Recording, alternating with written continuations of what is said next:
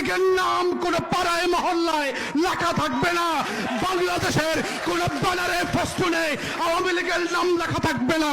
আওয়ামী লীগের নেতাদের কোন নাম বাবা মায়েরা তাদের ছেলে মেয়ের নাম হিসাবে রাখবে না। আওয়ামী লীগের লোকদেরকে কবরে দাফন করতে দেবে না। সেই দিন আসতেছে। এক পরিবারের রাজতন্ত্র কায়েম হয়েছে। পাড়ায় মহল্লায় এক পরিবার এবং এক দলের গুন্ডা পান্ডারা নেলায় দিয়ে বাংলাদেশের সম্পত্তি লুটপাট করছে। বিদেশে শত শত হাজার হাজার কোটি টাকা লুটপাট করে বাড়ি বানাচ্ছে, শত শত প্লট ফ্ল্যাট কিনছে।